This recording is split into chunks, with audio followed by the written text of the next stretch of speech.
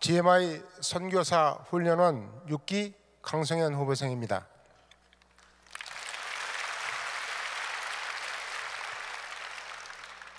저는 88년도에 파라과이로 이민을 가게 되었습니다. 그런데 파라과이로 출발하기 얼마 전에 동네 교회의 한 목사님과 어떤 약속을 하게 되었습니다. 다름이 아니고 그 교회에서 유아 세례를 줄 때였는데 큰아들 명구가 2살 된 명구가 대상에 포함되었습니다. 그런데 조금 있다가 안 된다고 이야기를 하는 것입니다. 왜냐하면 제가 세례를 받은 자가 아니었기 때문입니다. 정말로 찝찝하고 불쾌한 가운데 있었는데 그 목사님께서 이런 제안을 하셨습니다. 파라과이에 가서 세례를 받는다는 약속을 하면 세례를 주겠다고.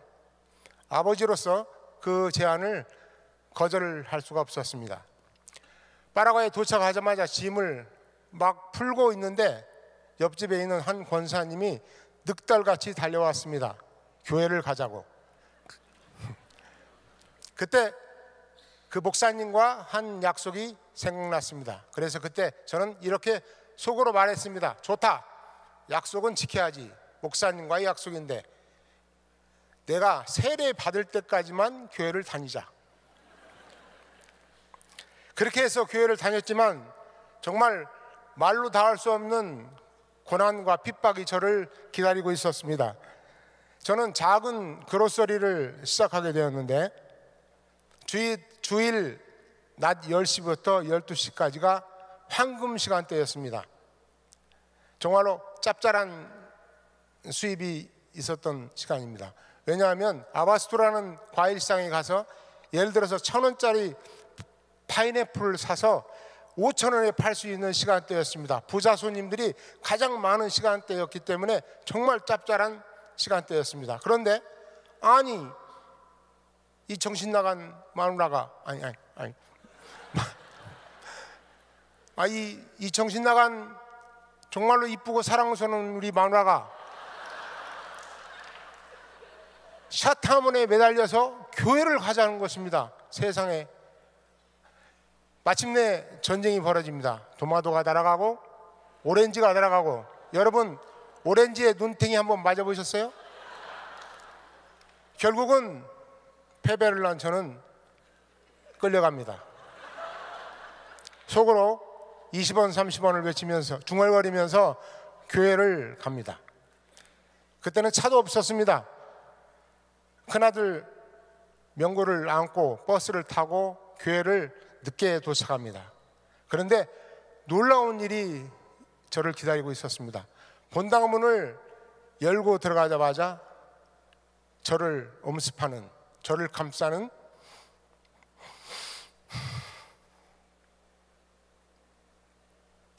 무언지 모르는 안도감과 평안함이 있었습니다.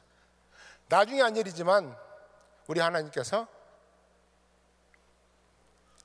세상 속에서 방황하고 살고 있는, 좌우를 분간치 못하고 살고 있는 불쌍한 저를 기다리고 계셨던 것입니다. 교회가 무엇인지, 하나님이 누구신지 모르면서 교회를 다녔습니다. 그리고 시간이 지나가니까 자동적으로 집사가 되었습니다. 저는 도박을 아주 좋아하는 사람이었습니다. 집안 내력이죠. 제 별명이 월드 고스톱 챔피언이었습니다. 집사가 되었으면서도 포카방과 고스톱방과 카지노를 다니는 것을 멈추지 않고 있었습니다. 제가 너무 좋아하니까 우리 집사람이, 우리 사랑스럽고 존경하는 우리 마누라께서 토요일만은 프리로 해주었습니다. 네 마음대로 해라. 토요일은. 그날도 토요일 일찍 목욕 제기하고 기도 빡세게 하고 주님 도와주시옵소서. 그리고 일찍 도박장에 가서 앉아 있었습니다. 그런데 한참 신이 나서 열을 올리고 있는데 갑자기 뒤에서 이런 소리가 들리는 거예요. 강 집사, 여기서 뭐 하고 있나?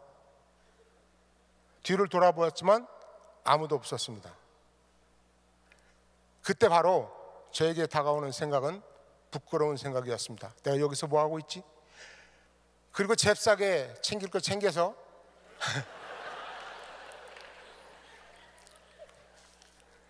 뒤를 빠져나왔습니다. 그 뒤로 한 번도 저는 다시 도박장을 출입하지 않았습니다.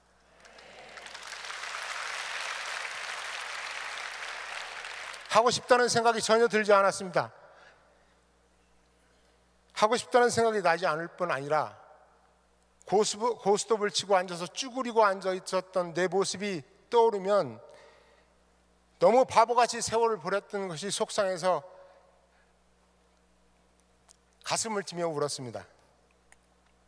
여러분, 집사 밑에 뭐가 있는 줄 아십니까? 집사 밑에 잡사가 있습니다. 잡사 밑에는 뭐가 있는 줄 아세요? 잡놈이 있습니다. 그리고 잡놈 밑에 짜장면 찌끄레기가 있습니다. 하나님께서 잡놈인 나를 불러주신 것입니다. 천지주제이신 만군의 여호와께서, 창조자 하나님께서, 그 지극히 높으시고 높으신 분께서 나 같은 잡놈을 불러주셨단 말입니다. 왜 나 같은 놈을 하나님께서 만나주셨을까? 매우 궁금했습니다. 왜 나에게 이런 놀라운 은혜를 베풀어 주셨을까? 도대체 왜? 저는 그때까지 교회는 일주일에 한 번 듣는 도덕 시간이라고 생각하면서 교회를 다녔습니다. 그런데 어느 때부터인지 도덕이 아닌 다른 무언가가 분명히 있다는 생각을 하게 되었습니다. 그 즈음에 장로님, 나이 많으신 장로님 한 분이 설교 테이프를 배급하고 다니셨는데, 시장을 다 돌고 난 뒤에 제일 마지막에 우리 가게에 오시고 나왔습니다. 한 개에 1,000원을 받으시면서 배급을 하셨는데, 제가 나이 많으신 장로님이 수고를 덜어드리기 위해서 나머지 남은 모든 것을 다 사고 냈습니다. 그리고 그 산 테이프를 수금하고 다니면서 자동적으로 차에서 듣곤 했습니다. 하루에 적게는 3개, 많으면 5개. 잘 때에도 헤드폰을 끼고 잔다고 집사람하고 싸움도 많이 했습니다. 그때 갑자기 이런 생각이 들었습니다. 아, 내가 테이프를 1,000개를 들었구나. 1,000번째를 드린 바로 그날 밤에 솔로몬을 만나주신 하나님이 생각났습니다. 은혜는 받았는데 성숙하지 못한 자의 특징은 무엇인가요? 설치고 교회를 하는 것입니다. 마치 자기 혼자 은혜를 다 받은 것처럼 교만하고 꼴불견이 됩니다. 하도 내가 설치되니까 어떤 해는 목사님께서 교육부장과 선교부장을 동시에 저에게 맡기실 정도였습니다. 아무도 인디오 선교에 가지 않았습니다. 말들은 선교하는데 정작 시간을 내고 힘을 써서 다니지 않았습니다. 결국 혼자 인디오 마을을 찾아다니기 시작했습니다. 그런데 이민와 살고 있는 지 20년이 되었는데도 장사하는 데 필요한 말 몇 마디를 겨우 할 정도였고, 복음을 직접 전한다는 것은 불가능한 일이었습니다. 할 수 없이 현지인 신학생에게 학비를 대주면서 같이 선교를 다니기 시작했습니다. 그러나 내가 하나님께 받은 은혜를 내 입으로 우리 인디오 형제들에게 직접 전해야 한다는 생각이 들었습니다. 내가 깨달은 진리의 말씀을, 사랑의 말씀을 어떻게 남을 통하여 전달할 수 있는가라는 생각이 들면서 언어학습에 힘을 쏟기 시작했습니다. 50이 넘어서 말을 배우는 것이 정말 쉽지는 않았습니다. 그러나 지금은 내 힘으로 간단한 설교를 준비할 정도는 되었습니다. 올해 2월에는 인디오 지도자 세미나를 혼자 준비하고 통역 없이도 가르치는 수준까지 이르게 되었습니다.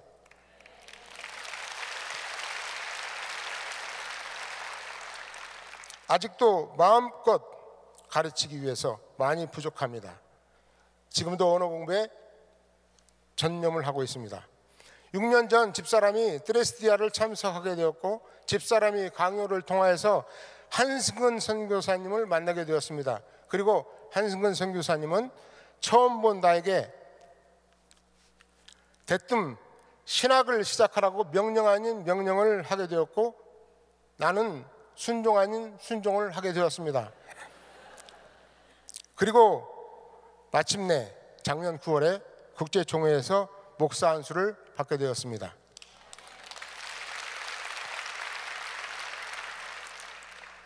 그런데 올 2월에 또 한승훈 선교사님이 선교 훈련을 받으라고 또 명령 아닌 명령을 하는 것입니다. 저는 이렇게 생각했습니다. 냅둬요. 됐시오. 목사 안수도 받았고 실전 경험도 이 정도면 됐습니다. 이제는 거시기만 하면 돼요. 뭔 훈련을 또 받아요. 김종옥 목사님께 물어봤습니다. 실무 경험보다 더 중요한 것은 선교 훈련이라고 말씀하시면서 적극 권하셨습니다. 김광신 목사님께서도 전화를 주셨습니다. 가라고. 그래도 저는 이번에는 이렇게 기도했습니다. 하나님의 음성을 직접 듣기 전에는 안 갑니다. 절대 안 갑니다. 하고 있었던 사역을 7개월 동안 중지하고 훈련을 받으러 간다는 것은 말이 안 되는 일이라고 생각했습니다. 하나님 음성을 듣지 못했습니다. 그런데 어머 웬일입니까? 정신을 차리고 보니 제가 훈련을 받고 있는 것입니다. 왜 그렇게 되었을까요? 모르겠습니다. 그런데 시간이 지날수록 훈련이 한 과정 한 과정을 겪으면서 이 훈련이 얼마나 나에게 필요한 것인지를 뼛속 깊이 알게 되었습니다. 선교를 위해서 정말로 없어서는 안 되는 것들이 빠짐없이 잘 준비되어 있었습니다. 아찔한 생각이 들었습니다. 하마터면 우물안 개구리처럼 자신의 무지와 어리석음에 갇혀서 많은 시간을 비효율적으로 낭비할 뻔했었습니다. 개인 영성의 성숙과 진보를 위해서 그리고 총체적인 선교의 방법과 전략을 위해서 많은 하나님의 일꾼들이 기도와 헌신으로 잘 준비되어진 6기 훈련의 모든 강의와 훈련들은 저에게는 천군만마와 같은 것이었습니다. 배우고 습득한 모든 것을 잘 정리하여서 시행착오를 최소화할 수 있는 새롭고 효율적인 전략을 세워서 아름다운 열매가 풍성한 사역을 하고 말 것입니다. 저는 파라과이에서 이렇게 사역을 할 것입니다. 제가 있는 지역은 프레지덴테 빌랴 아제라는 지역입니다. 이 지역에는 42개의 인디오 마을이 있습니다. 저는 이 모든 마을을 순회하면서 먼저 복음을 전하는 일을 할 것입니다. 그리고 각 마을마다 교회를 세우는 일에 힘을 쏟을 것입니다. 그리고 각 교회를 유지하고 인도하는 일을 위하여 제자들을 만드는 일을 할 것입니다. 그리고 그 지역의 중심 도시인 아세왈이라는 마을에 성경 학교를 만들어서 각 마을에서 부름받은 제자들을 모아서 가르치고 훈련을 할 것입니다. 우리 파라과이 인디오 형제들을 위해서 기도해 주시기 바랍니다. 빌랴제 42개 인디오 마을에 모두 다 교회가 세워질 수 있도록 기도해 주십시오. 아세왈 마을에 세워질 성경 학교를 위해서 또한 기도해 주시기를 간절히 부탁드리겠습니다.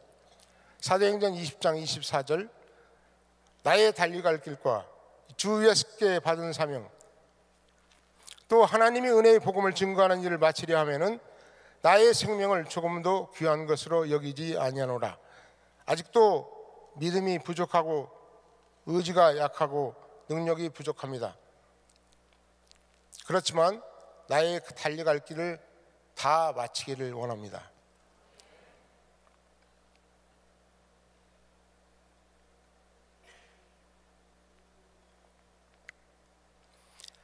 천 개의 목숨이 있더라도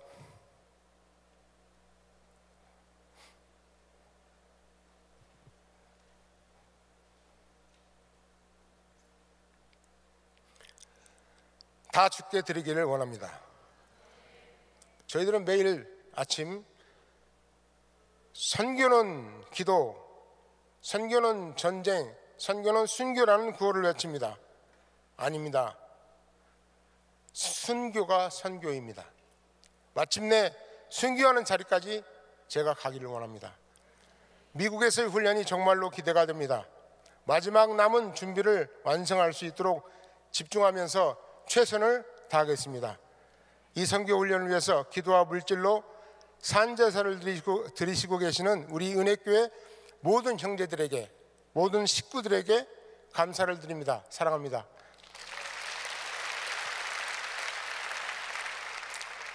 우리의 갈 길을 인도하시는 우리 아버지 하나님께 이 모든 영광을 드립니다. 주여 영광 받으시옵소서. 아멘.